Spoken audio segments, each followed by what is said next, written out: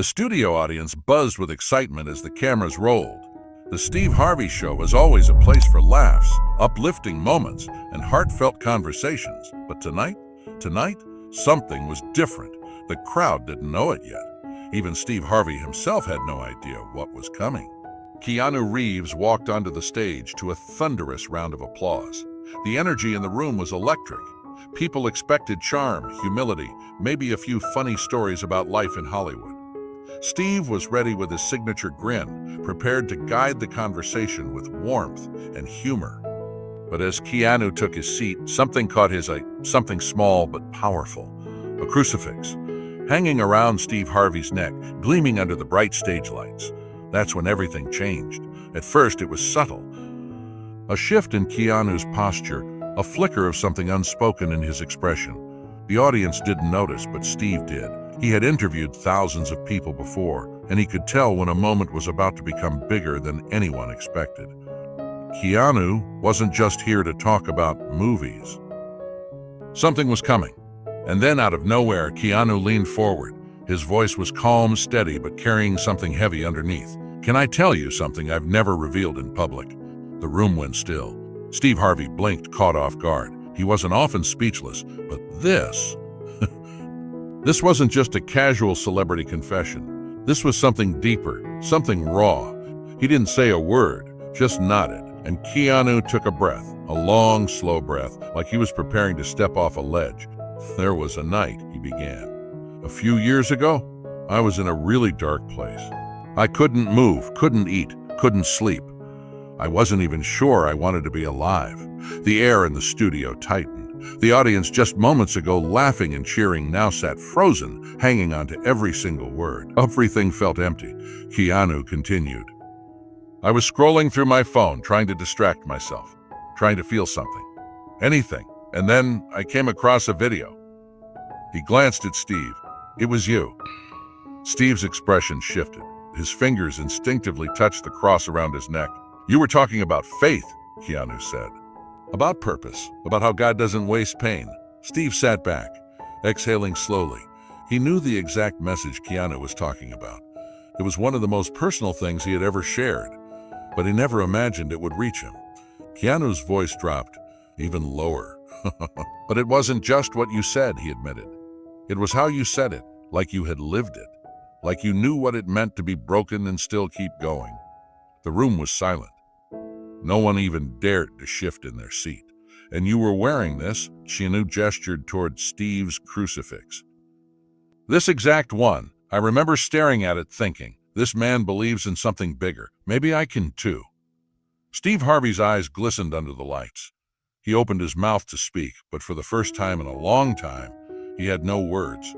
Because this wasn't about Hollywood. This wasn't about fame or success or celebrity interviews. This was about faith, about pain, about the unseen battles people fight behind closed doors. And right here on national television, one of the biggest movie stars in the world had just admitted that a single message, a few words from a man he'd never met, had stopped him from falling into the abyss. Steve swallowed hard, gripping the microphone, trying to steady his voice. "Keanu, I don't even know what to say, man."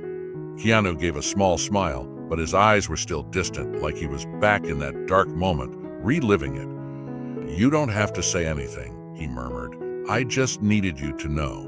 And just like that, the audience, silent for so long, erupted, not in cheers, not in applause, but in something deeper, a collective understanding, a shared moment of raw, unfiltered humanity. Because in that instant, they weren't watching a talk show. They weren't watching a movie star and a comedian. They were watching two men, two human beings, connect over something bigger than themselves. And as Steve wiped his eyes and looked back at Keanu, he realized something. Tonight, he wasn't the teacher. He was the student. And this conversation? This was the lesson. Steve's eyes dropped to the cross hanging from his neck, his fingers instinctively tightening around it. The weight of Keanu's words settled over him like a quiet storm. "I watched that clip 3 times, Keanu whispered. "And the next morning, for the first time in weeks, I got out of bed." He sat back slowly, as if the memory itself carried a heaviness that still lingered. He exhaled almost to himself before adding, I've never told anyone that, but I've carried your words with me ever since." Steve didn't speak right away. His lips parted slightly, but no words came. When he finally did manage to find his voice, it was unsteady, raw. "I was just talking from the heart," he said. "I had no idea." Keanu shook his head gently, interrupting. "That's just it," he said. "You didn't have to know. That's what made it real. You weren't trying to inspire me. You were just being yourself." And that, Keanu paused, his voice thick with emotion. "That saved me." A single tear escaped down Steve's cheek, catching the reflection of the stage lights. His fingers still clung to the cross, his grip tightening as if holding on to something bigger than himself. Keanu watched him, his expression reverent. "That crucifix you wear, it's not just a symbol." He paused. "It's a sign, a message." Steve's brows knitted together, his face open but questioning. "You think you're just a comedian with faith," Keanu said. "But Steve, I think you're something else." Steve blinked, caught off guard. "What do you mean?" Keanu leaned in, his voice steady but charged with something unshakable. "I think you're a minister in disguise." Steve let out a small, breathless laugh, but there was no humor in it. Only disbelief? Only the weight of something he hadn't yet allowed himself to consider. Keanu took another breath. "And I have something else to tell you. Something that might change your life. The way you changed mine." The room tensed. The audience barely breathed. Even the cameras seemed to pause, waiting, listening. Steve, still holding the cross at his chest, whispered one word. "I'm listening." And just like that, the air shifted. This wasn't television anymore. It wasn't entertainment. It was something else, something sacred. Keanu adjusted in his chair as if bracing himself to open a door that had been locked for too long. His eyes never left Steve's, but in them, you could see he was looking at something far beyond this room. "There was a season in my life," he began slowly, "when I couldn't find a reason to wake up." Steve didn't flinch, but his body stilled, his soul seemed to lean forward. "I had lost people," Keanu continued, "not just to death, to time, to life, to pain, one after the other. His voice was calm, almost too calm, but each word carried the weight of something buried deep. "My daughter was stillborn," he said quietly, "and just a few weeks later, I lost Jennifer. She was the closest thing I had to home." He looked down at his hands, his fingers pressing into his palms like he was holding something unseen. "I don't think I cried right away," he admitted. "Grief isn't always loud. Sometimes it's silent, so silent, you forget you're alive." The audience was breathless. Some leaned forward.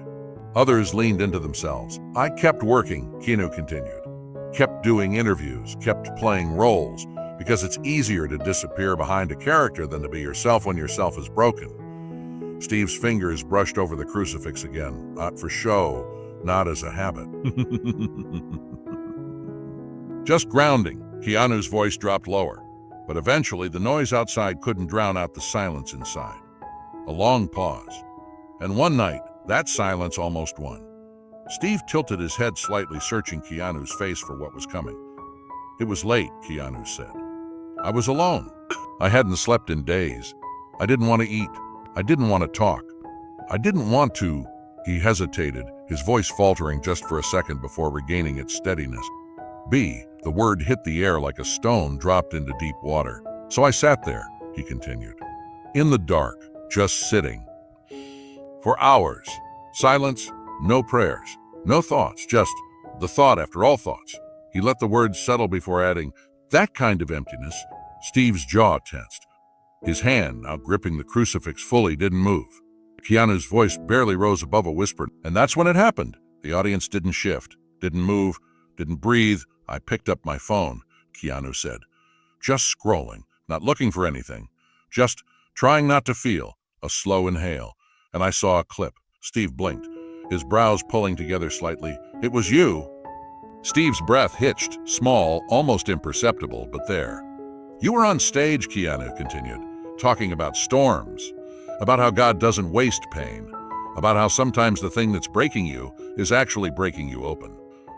Steve nodded slowly. He remembered that message. "I don't know why I stopped scrolling," Keanu admitted, "but I watched the whole thing, and then I watched it again." His voice cracked. "You said if you're still breathing, it means God's not finished with you yet." Steve swallowed hard, and for some reason, his voice barely above a whisper, that sentence hit different. He looked at Steve now, not as a celebrity, not as an actor, but as a man who had once stood on the edge of something dark. It felt like someone finally saw me, not the actor, not the man in headlines, just the man in the dark. Steve exhaled, his hand now resting fully over the cross. Keanu leaned forward slightly, elbows on his knees, voice soft but unwavering. And I need you to know, Steve, that night I stood up. He let the words settle, not rushed, not dramatic. Just truth. Not because I was healed, he added, not because I suddenly had answers, but because for the first time in a long time, I felt seen. Steve's lips pressed together. His chest rose and fell uneven. And that, Keanu said, was enough to make me move. The words struck Steve like a bolt of lightning. He didn't hide it. His eyes shimmered. His lips trembled slightly. Keanu looked at him, gratitude shining through. I never meant to tell this story, he admitted, but sitting here looking at you, I realized I had to. Steve's voice came slowly, thick with emotion. Man, I don't even know what to say. Keanu gave a small, knowing smile. You don't have to say anything, he replied. You already did, years ago. And then, softly, he gestured toward the cross hanging at Steve's chest. That crucifix, he said, was the first thing I saw that night, before your words, before your message. He paused. That symbol, in that moment, was a lighthouse. Steve's gaze dropped to the cross again, his hand tightening around it. And in the silence that followed, it became clear this wasn't just an interview. This was something holy. Steve didn't move. His breath was slow, deliberate, as if he was bracing himself against something unseen but powerful. His fingers traced the crucifix again, this time not absent-mindedly but with purpose, to feel it, to hold on to something tangible in a moment that felt anything but. Keanu didn't rush. He let the silence breathe, let it settle into the bones of the moment before he spoke again. You're not the mistake, Steve. His voice was steady, but it carried something deeper than just reassurance. It carried certainty. Steve's eyes flickered, his brow furrowing slightly, as if something in him had shifted at those words. Keanu stepped forward, closing just enough of the space between them to make it clear. This wasn't just something he was saying. It was something he knew. You're not the mistake, Keanu repeated, softer this time. You're the message. Steve exhaled sharply. His head dipped slightly, not in defeat, not in sorrow, but in something that looked dangerously close to understanding. Keanu watched him, reading every shift in his expression, every tremble in his fingers as they tightened around the cross. God chooses the ones who know what it means to be broken. Keanu continued, his voice never rising, but somehow growing heavier with every word. Because they're the ones who understand how to reach the broken. Steve swallowed hard. He wasn't speaking, but Keanu could see it. All of it, playing behind his eyes. You ever wonder why your words hit people the way they do? Keanu asked. Why people don't just laugh, they feel something when you talk. Steve's lips parted slightly, but still, no words came.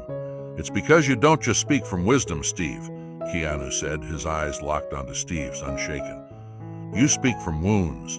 And wounds, they don't just hurt, they heal. Steve's breath hitched.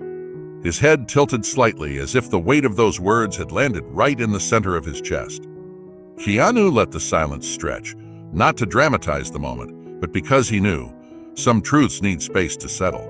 I need you to hear me on this, Keanu said, his voice lower now, quieter, but somehow even more commanding. Steve blinked, his throat working as he swallowed against the lump rising there. You think you were just surviving, just making it? Keanu continued. But Steve, you were ministering, without even knowing it. Steve let out a breath. This one wasn't shaky. It was grounded. Keanu stepped even closer now, closing the space between them completely. His voice dropped, not in volume, but in weight, in magnitude. That's why I'm standing here. Steve lifted his head at that, his gaze searching Keanu's, questioning, not in doubt, but in awe. Keanu nodded once, slow, firm. Because of you. Steve inhaled sharply, his shoulders squaring slightly as if something unseen had just settled on them. Because when I couldn't see the light, you were holding it. A stillness filled the room then, not an emptiness, but a fullness. A silence that was anything but silent. The audience wasn't just watching a conversation. They were witnessing something sacred. Then Keanu said something that landed like a revelation. "You think you're just a man in a suit?" A pause. "But Steve, you're wearing a calling." Steve blinked once, twice, his lips pressed together. His hand, still gripping the cross, tightened just a fraction more. Keanu let those words hang between them, let them settle into the air, into Steve's chest, into everything. Then, with the same quiet certainty, he finished. "And you've been carrying it all along." Steve let out a breath, long, measured. His eyes were still glassy, still full, but now there was something else there. Something deeper, something older than doubt, a knowing. And then, slowly, deliberately, he nodded, not just in agreement, in acceptance, and that was enough. Keanu's voice broke the silence, steady and unwavering. "You're not the most polished," he began. "You didn't go to seminary, you didn't memorize scripture, but God saw your scars and trusted you with a microphone anyway." In the middle of the storm of emotions, Steve whispered, "But why me?" His voice cracked, the weight of the question deep and vulnerable. "Why me, man? Out of everybody, why would God pick me?" Keanu stood up, his eyes locked on Steve's, and for a moment he said nothing. He took a step closer, stopping just in front of Steve, his voice quiet but filled with truth. "I'll tell you." The camera zoomed in slowly, the entire room hanging on every word, knowing this wasn't just a conversation between two men. This was a message for everyone. "Why me?" Steve asked again, his voice trembling. Keanu stepped forward once more, his calm demeanor never wavering. "I'll tell you," Keanu said gently. The crowd remained still, some weeping quietly, others holding hands. No one moved, no one reached for their phones. They all knew that this moment was sacred. Steve let out a soft breath, his voice cracking as he spoke. "I've thought about quitting before, walking away from the spotlight, from all of it." Keanu nodded as if he had already known this truth. "I have too," he said, his voice steady. "More than once." They both sat back down, not because the moment had passed, but because it had deepened, shifted, settled into something more profound. Steve leaned forward, elbows on his knees, eyes distant as he spoke with raw honesty. "I've asked God more than once, 'What do you want from me?' Sometimes I feel like I'm not good enough to speak on faith, not clean enough, not consistent enough." Keanu nodded again, his voice soft yet firm. "And that's exactly why he chose you." Steve looked up, confused. "Because your voice doesn't sound like a preacher's," Keanu said, his eyes meeting Steve's. "It sounds like someone who's been through it. Someone who knows what it's like to lose, to struggle, to cry in the dark." There was no applause, no music, just the weight of the truth hanging in the air. Steve looked at Keanu, his eyes sharp, searching for something deeper. "Do you really believe," he asked, "that we can still have faith in a world like this?" The question hung in the air like incense, heavy and timeless. Everyone in the room held their breath, knowing this moment was one they would never forget. Keanu met Steve's gaze, calm, sure, almost glowing with something beyond himself, and then he spoke. "I believe faith is the only thing that isn't pretending," Keanu said, his voice quiet but powerful. "In Hollywood, we follow scripts. Everything is written, edited, controlled. We rehearse pain, we fake joy. But faith," he paused, letting the weight of the word land. "Faith has no director. It demands truth. It demands surrender." He leaned in slightly, his voice growing even softer yet more powerful. "Faith isn't glamorous. It doesn't win awards. It's not invited to after parties. But it saves people, quietly, deeply, forever." Steve nodded slowly, his heart in his throat, absorbing every word. "Hollywood shows you how to act," Keanu continued, "but faith shows you how to live." A ripple moved through the audience, a shift in energy, though there was no sound. "Faith," Keanu said, "is the only path that has no spotlight, no camera, no applause. It's the one place where it's just you and God." Steve couldn't speak. He placed his hand over his heart and nodded, overwhelmed. "I didn't grow up with religion," Keanu admitted, "but I've come to believe that faith is real, not because someone preached it to me, but because it met me in the silence. It met me when the lights were off and no one else was around." He looked at Steve, eyes full of something eternal. "And it met me through you." Steve looked at Keanu, trembling. "Not the Hollywood version of you, the real you, the broken you, but still standing." The man with a cross on his chest who had the courage to speak life into a stranger through a screen. Keanu stood up, and after a moment, Steve stood with him. They shared a long look. Two men, two lives shaped by pain, now bound by grace. Then Keanu stepped forward, opening his arms. Without hesitation, Steve walked in and they embraced, brother and brother, not actor and host. The audience stood slowly, reverently. No one clapped. It didn't feel right to interrupt the sacredness of the moment. Finally, Steve turned to the crowd. His voice cracked but was full of spirit. "I've had a lot of moments on this stage," he said, his heart open. "But this was the greatest gift I've ever received." He closed his eyes for a second, then lifted his head. With sincerity, he whispered, "Let's pray." In that studio, in front of millions of viewers, two men with stories of pain became instruments of healing. And for a moment, the world believed again.